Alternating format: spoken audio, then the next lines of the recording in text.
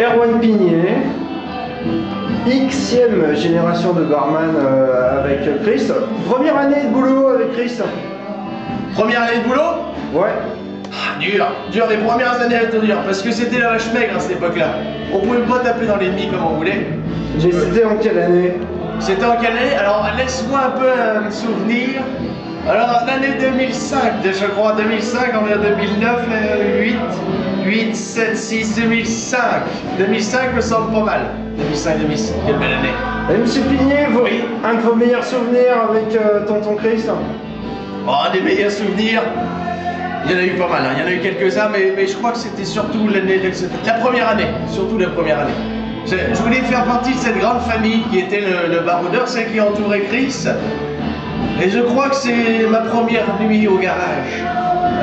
Je pourrais pas raconter tout dans les détails, mais l'acceptation quand il m'a ouvert ses portes du garage, quand j'ai vu la clé tourner, le garage s'ouvrir, je ne savais pas ce qui allait se passer. C'était très beau, c'était oui, plein de poésie.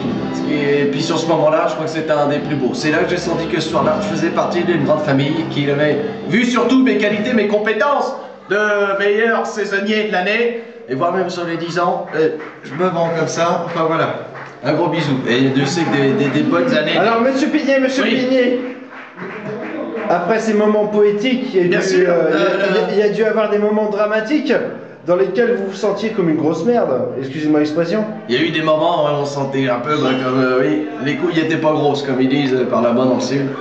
Je crois que le plus beau moment, alors, parce que j'avais commencé à fricoter avec une petite des chichi shop. Bon, faut dire que la proximité m'aidait beaucoup, parce que c'est juste à côté.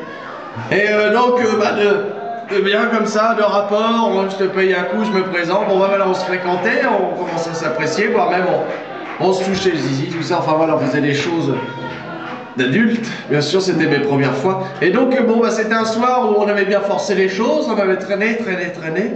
Et je me souviens, il fallait que j'embauche à 15h, je suis arrivé à 16. Et apparemment, le retard est mal compris là-bas, enfin bon, 16h. Donc, je suis arrivé très vite, en vélo, essoufflé, pas bien. Arrivé sur cette place où j'ai vu tous ces gens en terrasse, là j'ai eu peur, j'ai vu des dents dehors, j'ai vu qu'elles couraient partout, j'ai vu qu'il manquait quelqu'un. Je me suis dit, je vais me sentir seul un instant, et c'est vrai que ce moment-là était très dur, donc c'est mon heure de retard.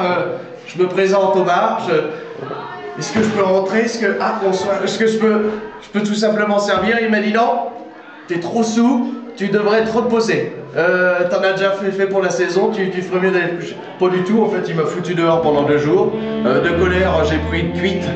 C'était celui-là où je me sentais vraiment comme une petite couille. C'est vrai à dire, tu vois, j'étais sur chiotte comme ça à chialer. Mais mon Dieu! C'était un putain de retard, mais c'était pas de ma faute, j'avais ma queue coincée dans une chatte.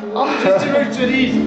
Enfin bon, ça il a pas compris au début. Ah, j'allais dire, on l'a tous vécu, mais non, en fait, moi, j'étais pas en retard pour ça. Merci, Monsieur Pigné. Mais de rien, j'espère que